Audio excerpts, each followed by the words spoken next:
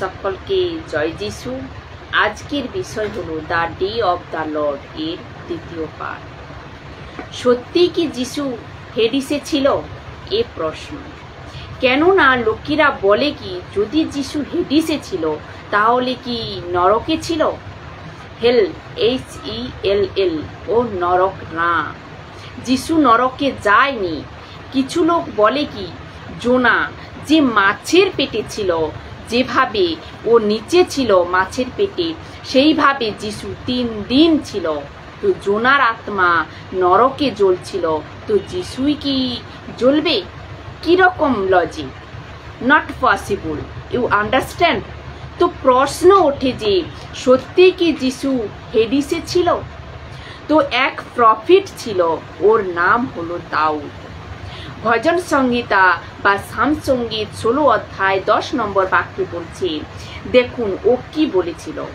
প্রেরিতকে কাম বা পশিষ্য চরিত এই বাক্যে পিটার রেকর্ড করে 2 অধ্যায় 25, 26 ও 27 নম্বর বাক্যে। দেখুন কি বলছে। 25 নম্বর বাক্যে দেখুন বলছে যে, কারণ দাউদ যিশুর বিষয়ে বলেছিলেন, আমি প্রভুকে সব সময় আমার সামনে দেখেছি, আমাকে স্থির রাখতে তিনি আমার ডান দিকে অবস্থান করছেন।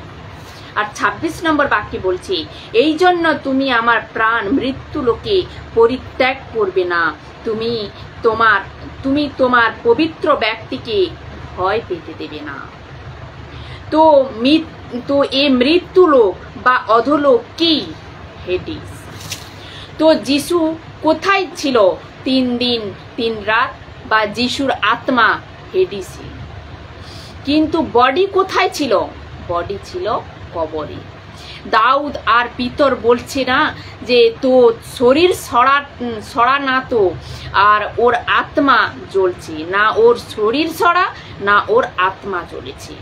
একে পিতর বলছে বাক্যে 29 নম্বর বাক্যে, আমার ভাইয়েরা, আমাদের সেই শ্রদ্ধেয় পূর্বপুরুষ দাউদের বিষয়ে আমি দৃঢ়তার সঙ্গে বলতে পারি যে তিনি মারা গেছেন ও তাকে কবর দেওয়া হয়েছে, আর আজও তার কবর আমাদের মাঝে আছে।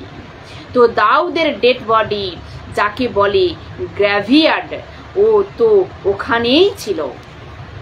তো এর অর্থ হলো দাউদের বডি কিন্তু শরীর। দাউদের স্পিরিট প্যারাডাইসে, হেডিসে।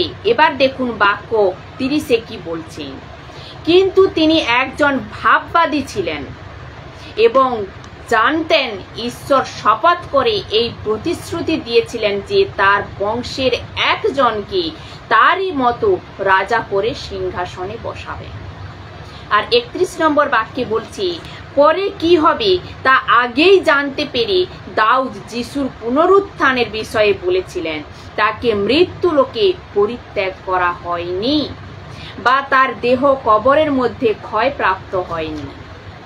এবার 32 নম্বর বাক্যে বলছি, কিন্তু ঈশ্বর মৃত্যুর পর যিশুকেই পুনরুত্থিত করেছেন, আর আমরা সকলে এই ঘটনার সাক্ষী আছি, আমরা সকলে তাকে দেখেছি। বন্ধুরা, আপনারা আপনাদের প্রতিক্রিয়া দিতে থাকুন এবং প্রভুর মহিমার জন্য আপনারা এই প্রতিক্রিয়া দিতে থাকুন। তাই একে পড়ুন, এফেসীয় 4 অধ্যায় 9 নম্বর বাক্যে কি বলছি। যখন বলা হয়েছে যে তিনি ঊর্ধ্বে উঠে গেলেন, এর অর্থ কি? এর অর্থ এই যে প্রথমে তিনি নিম্নে পৃথিবীতে নেমেছিলেন, অর্থাৎ কি কোথায়? হেডিসে, HADES, হেডিসে। তো যিশু কোথায় ছিল 3 দিন 3 রাত? হেডিসে ছিল। হেডিস মতলব প্যারাডাইস। ওখানে দ্বিতীয় ডিপার্টমেন্ট। ওখানে কি? দ্বিতীয় ডিপার্টমেন্ট। হেডিসে 2টো ভাগ রয়েছে, এক হচ্ছে প্যারাডাইস, যেটা হলো স্বর্গলোক, আর 2 হচ্ছে টাট্রস।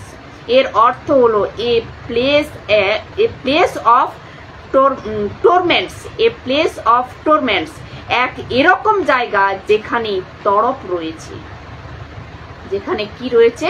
তড়প রয়েছে। এবার আপনারা হয়তো প্রশ্ন করতে পারেন, কি নরক শুনেছি, স্বর্গ শুনেছি, অধোলোক শুনেছি, কিন্তু এ টাট্রস এ কোনোদিন শুনিনি। আমি আপনাদেরকেও বলে দিই যে আমিও কোনোদিন শুনিনি।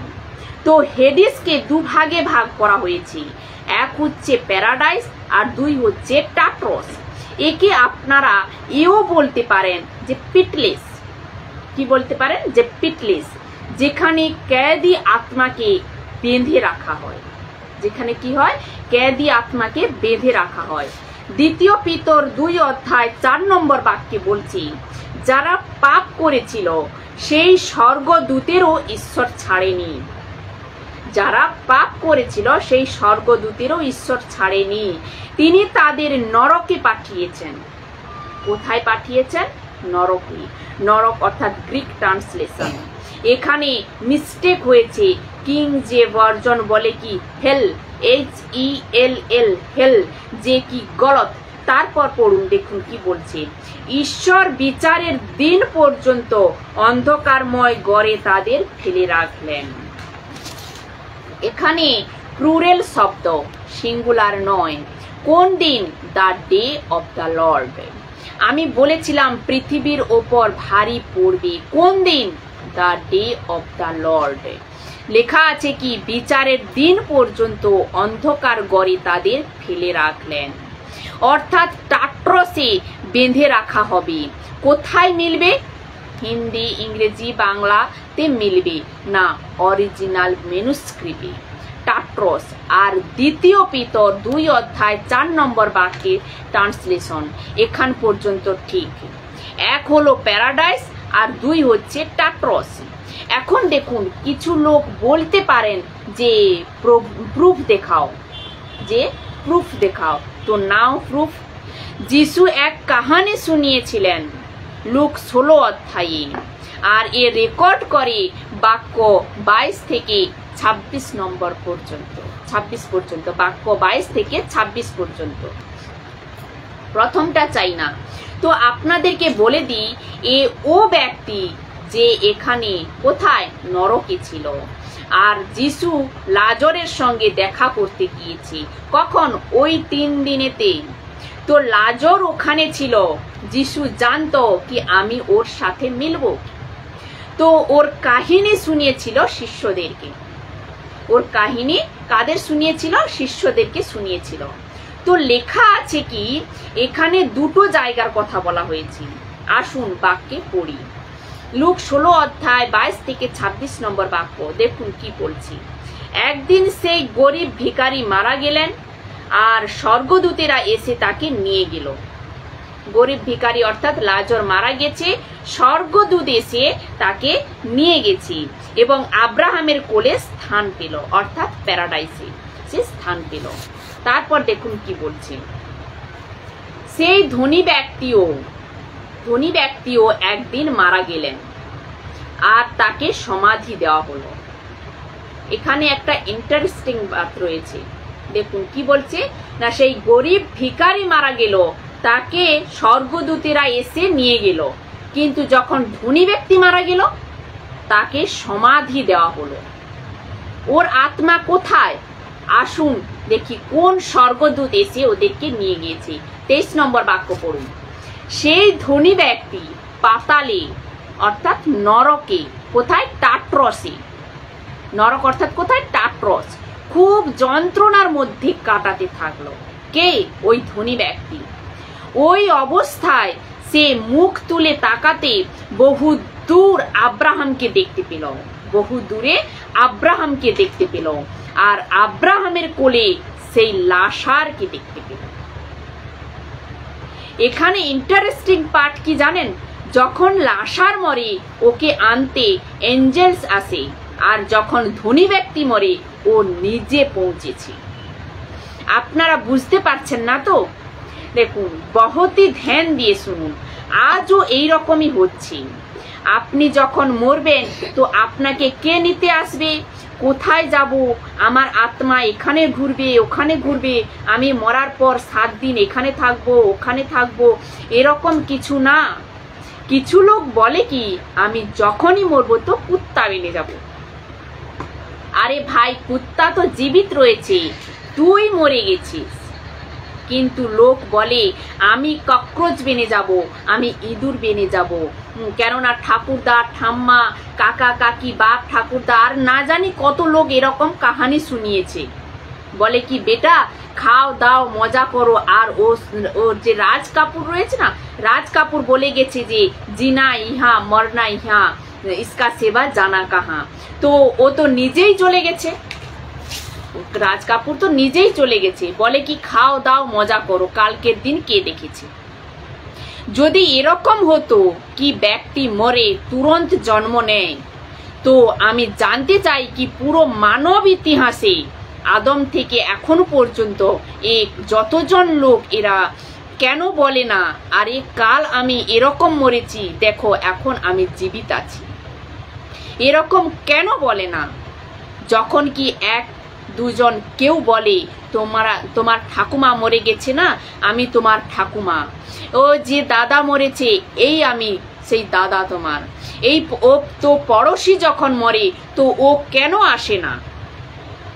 একে বলে বকবাসের থিওরি, একে বলে উল্টো পাল্টা কাহিনী, একে বলে চিনির জিলিপি যখন মিলে না তখন বলে কি গুড়ের জিলিপি বানাও, জি কি তসল্লি গুড় কি জিলিপি, এই কাহাবত এখান থেকেই এসেছে।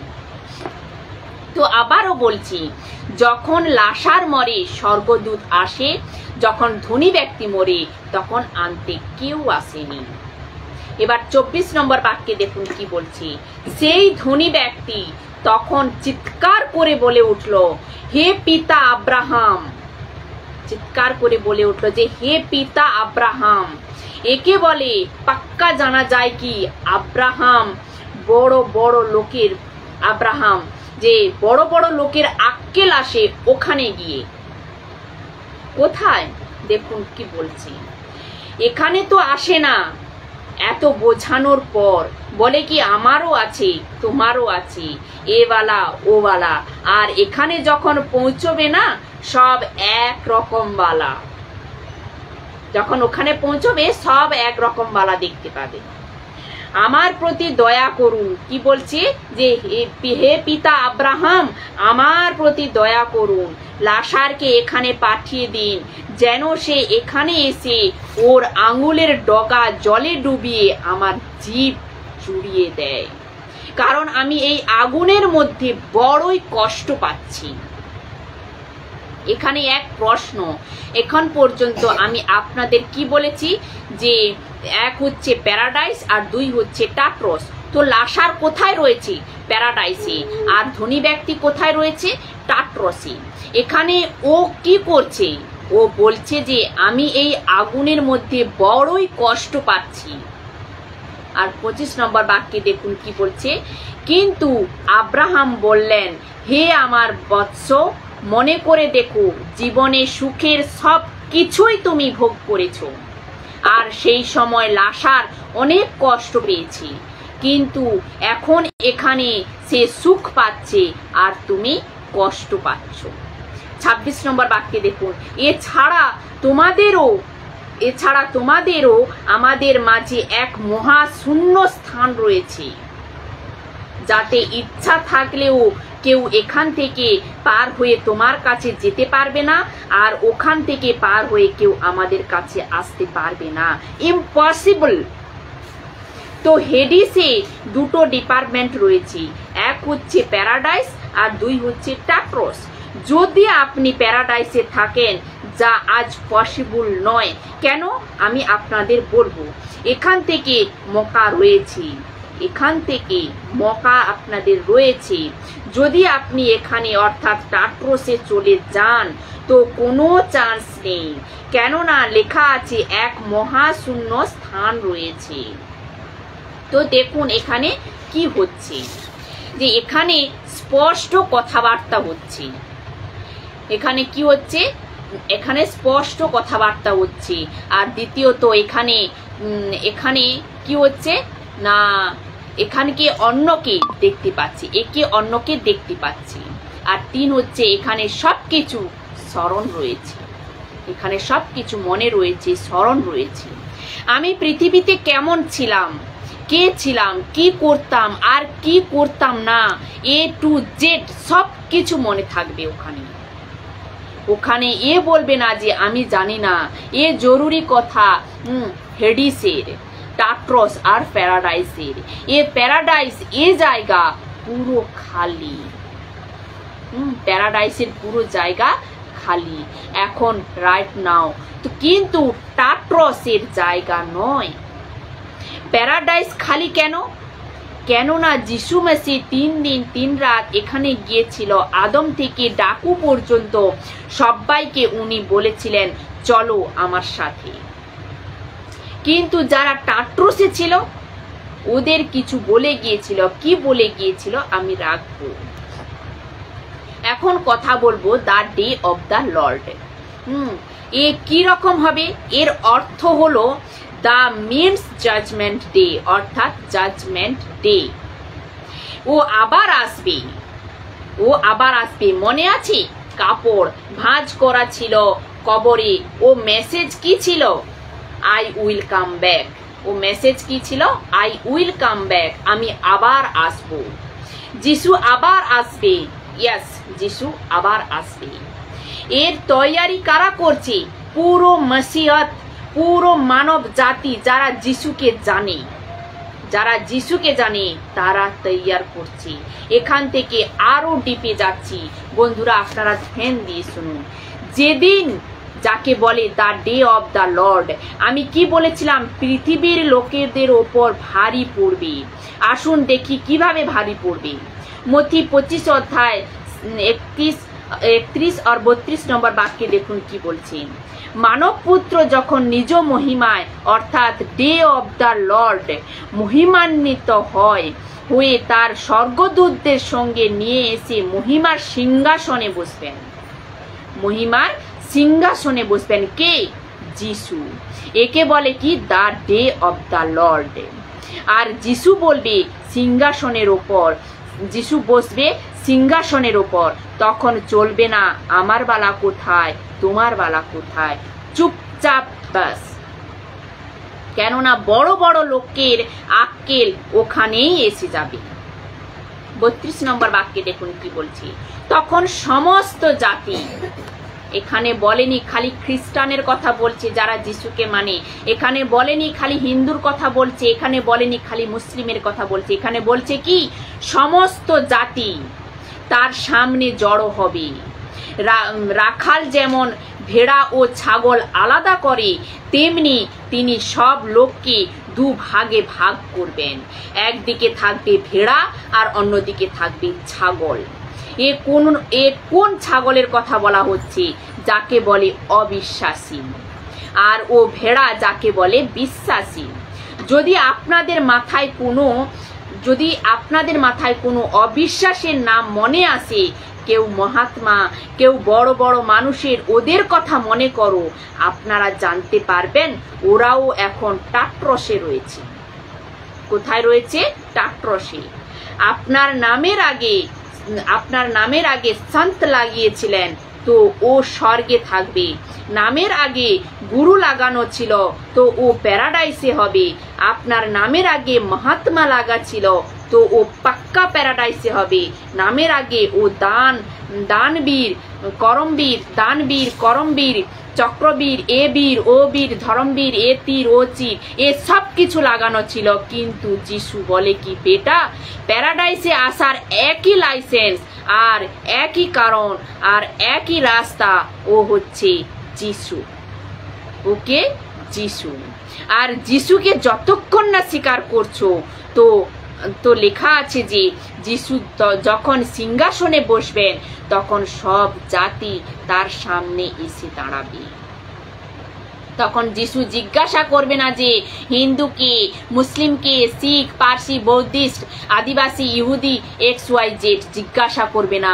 ও সবাইকে একই জিনিস জিজ্ঞাসা করবে, তুমি ভেড়া তো এদিকে, আর তুমি ছাগল তো ওদিকে। বুঝতে পারছেন তো? টাইপ করে জানান আর আপনাদের প্রতিক্রিয়া জানাতে থাকুন। প্রভুর স্তুতি করুন। যদি যিশু ওখানে সিংহাসনে বসেন আর ও রাজা ন্যায় করার জন্য বসেছে, তো লোকেদেরকে শুনতে হবে। আর এভাবে স্বর্গে যাবে ভেড়া আর এভাবে যাবে ছাগল। কল্পনা করে দেখুন মথি 25 অধ্যায় 34 নম্বর বাক্যে দেখুন কি বলছে। এরপর রাজা অর্থাৎ কে? যিশু তার ডান দিকে যারা রয়েছে তাদের বলবেন, আমার পিতার আশীর্বাদ পেয়েছো। যারা ডান দিকে রয়েছে তাদের বলবে যে আমার পিতার আশীর্বাদ পেয়েছো, তোমরা এসো। জগৎ সৃষ্টির শুরুতেই রাজ্য তোমাদের জন্য প্রস্তুত করা হয়েছে। জগৎ সৃষ্টির শুরুতেই, বন্ধুরা বাক্যের ওপর ধ্যান দিয়ে শুনুন কি বলছে, যে তোমরা এসো, আমার পিতার আশীর্বাদ পেয়েছো, তোমরা এসো। জগৎ সৃষ্টির শুরুতেই রাজ্য তোমাদের জন্য প্রস্তুত করা হয়েছে, আর অধিকার গ্রহণ করো। এবার দেখুন মথি 25 অধ্যায় 41 নম্বর বাক্যে কি বলছে। এরপর রাজা তার বাম দিকের লোকেদের বলবেন, ওহে অভিশপ্তরা। বাম দিকে যারা রয়েছে ওদেরকে বলবে যে ওহে অভিশপ্তরা। এরা কারা? ওই অভিশপ্তরা যারা যিশুকে স্বীকার করেনি, অবিশ্বাসীরা। ওখানে বলছে ধন্য লোক, এখানে বলছে শ্রাপিত লোক। ওখানে বলছে কি? ধন্য লোক, আর এখানে বলছে যে শ্রাপিত লোক। চুনাও এখন করুন, আপনারা এখনই চুনে নিন যে আপনারা কোনখানে থাকবেন, ডান দিকে না বাম দিকে। ওখানে দাঁড়িয়ে নিজেকে শ্রাপিত বলা ঠিক, নাকি ওখানে দাঁড়িয়ে নিজের জন্য এক ছোট্ট একটা উদাহরণ দিচ্ছি আপনাদেরকে। আমার ছেলের জন্য আমি কাজে আসবো না, আমার ছেলের জন্য আমি কাজে আসবো না, আর আমার জন্য আমার ছেলে ও কাজে আসবে না। এখানে এক জোড়ি একসাথে সকালে উঠে একসাথে যায়, একসাথে আসে, একসাথে খায় একসাথে, আর ঘরে থাকেও একসাথে। না তো অন্য কারোর জন্য কাজে আসবে না এ অন্য কারোর কাজে লাগবে। এখানে কেউ কারোর কাজে আসবে না, সবাইকে ব্যক্তিগতভাবে উঠে দাঁড়াতে হবে। হয়তো একরকম হতে পারে কি একই ঘরে থেকে একসাথে বেরিয়ে এসেছি, কিন্তু এ পসিবল না কি যখন যিশু আসবে ওদের 4 জনকে একসঙ্গে উঠিয়ে নেবে। এ পসিবল না। এজন্য বলছে কেউ ডান দিকে আর কেউ বাম দিকে। আর আপনি বলতেও পারবেন না যে যিশুজি আমার বাবা ভাই বোন ওখানে দাঁড়িয়ে আছে, ওদের কি ডেকে নিতে পারি? ন্যায়ের দিন যখন দাঁড়াবে, যে তোমাদের তো মনেই তো হবে না, তখন বলবে যে যিশুজি ওখানে আমার বাবা ভাই বোন ওরা দাঁড়িয়ে রয়েছে, ওদের কি আমি ডেকে নিতে পারবো বা ডেকে নিতে পারি? তখন সাট করে এক দিয়ে দেবে। কে আসবে? এঞ্জেল।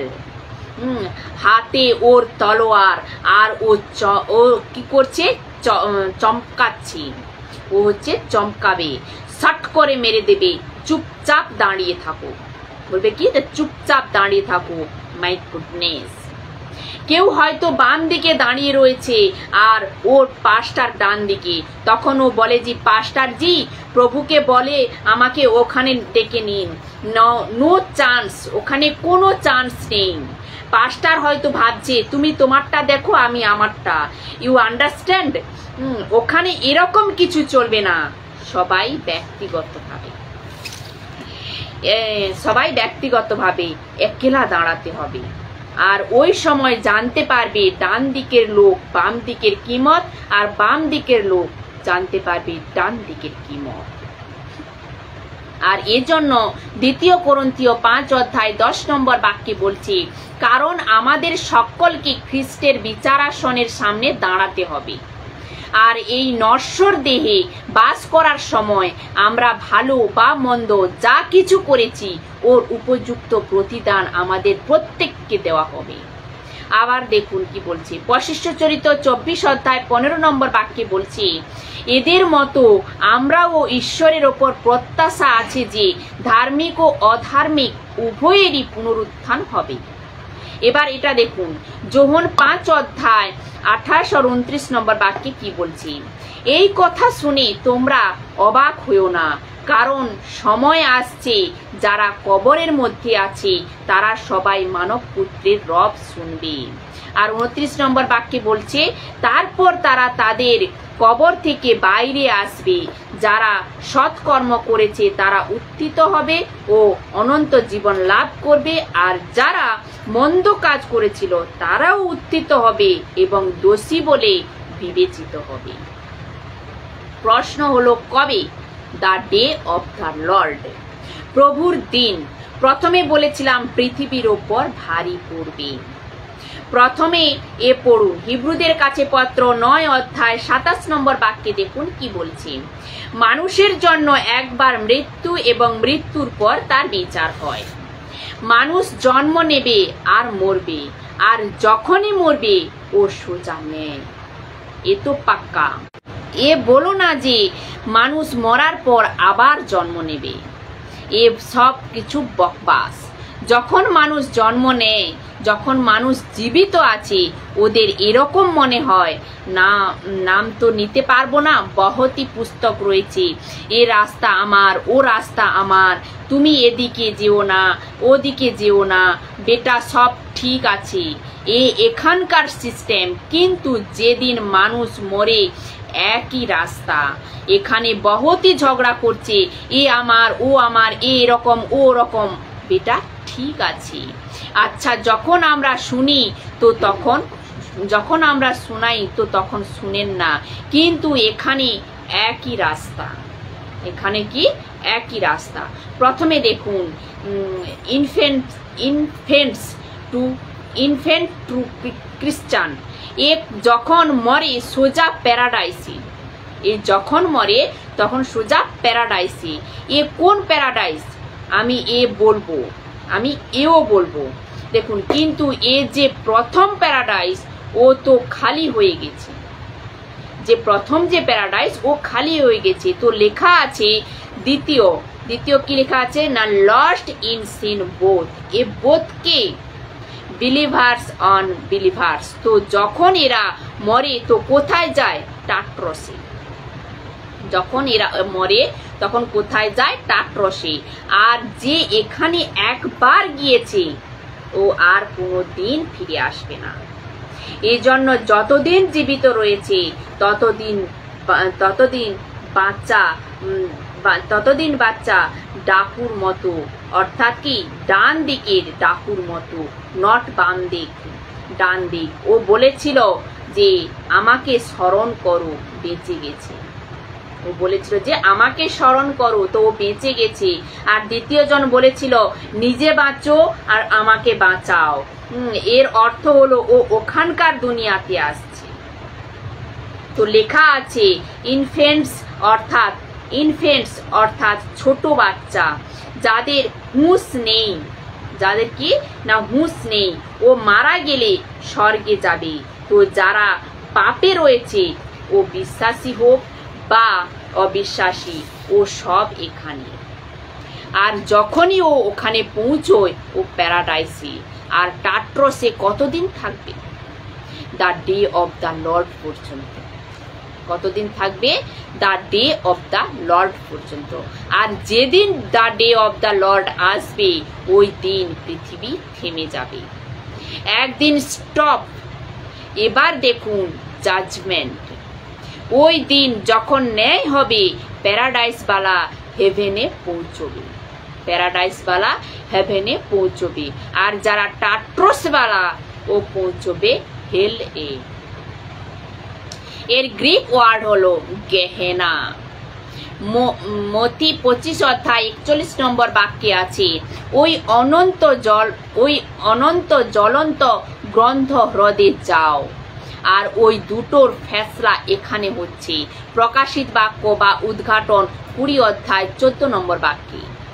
পরে মৃত্যু ও পাতাল আগুনের হ্রদে ছুঁড়ে ফেলা হবে। ওই আগুনের হ্রদই হলো আসলে দ্বিতীয় মৃত্যু। তো এখানে কাদের কাদের ফেলা হয়েছে? এক হচ্ছে অধোলোক বা পাতাল, দুই হচ্ছে মৃত্যু। অধোলোক বা পাতাল এরা হেডিসে, আগুনের হ্রদে, দা ফাইনাল হেল, যাকে বলে দা হেল, ফাইনাল জাজমেন্ট। এবার একটু ভেবে দেখুন যে টাট্রসে ও বাইরে আসতে পারবে, ইম্পসিবল। যে টাট্রসে ও বাইরে আসতে পারবে, ইম্পসিবল। আর যে এখানে অর্থাৎ আগুনের হ্রদে 22শে জুলাইকে, 22শে নভেম্বরকে, 4 জানুয়ারি আর কি দেখুন 10 সেপ্টেম্বর আরও কিছু কিছু রয়েছে। এদের সবকে দেখে নাও আর এ সব কাউন্ট করে যেভাবে দিন কাটি। সামনে আসছে আপনারা জানেন এখানে কোথায়? আগুনের হ্রদে। যে পৌঁছবে ও চায় যত দিন গুনে নিক তা লিখে রাখো সামনে নয়, দূরে যাচ্ছে। যখন কোনো পুলিশ ধরে কাউকে, কবে মিলবে? এবার ভেবে দেখুন যে আগুনের হ্রদে রয়েছে, ও কোনো দিন বেল পাবে না। তো কতজন রয়েছেন যারা এখানে অর্থাৎ আগুনের হ্রদে যেতে চান? যারা এই ভিডিওটি দেখছেন বা আপলোড হওয়ার পর দেখবেন ইউটিউব, ফেসবুক, আপনাদের সবাইকে বলছি এই সব কিছু শোনার পর কেউই এখানে যেতে চায় না। যিশুর এক শিষ্য ছিল যাকে উল্টো দিকে ক্রুশে মারা হয়েছিল, আর ওর নাম হলো পেতর। এ ব্যক্তি এক সালা, আসুন শুনি ও কি সালা দিয়েছিল। তো লেখা আছে পিতরের সালা পুরো মসিহ সমাজকে। 2 পিতর 3 অধ্যায় 11 নম্বর বাক্যে বলছি, সবকিছু যখন এইভাবে ধ্বংস হতে যাচ্ছে তখন চিন্তা করো কি প্রকার মানুষ হওয়া তোমাদের দরকার। তোমাদের পবিত্র জীবন যাপন করা উচিত এবং ঈশ্বরের সেবার্থে কাজ করা উচিত।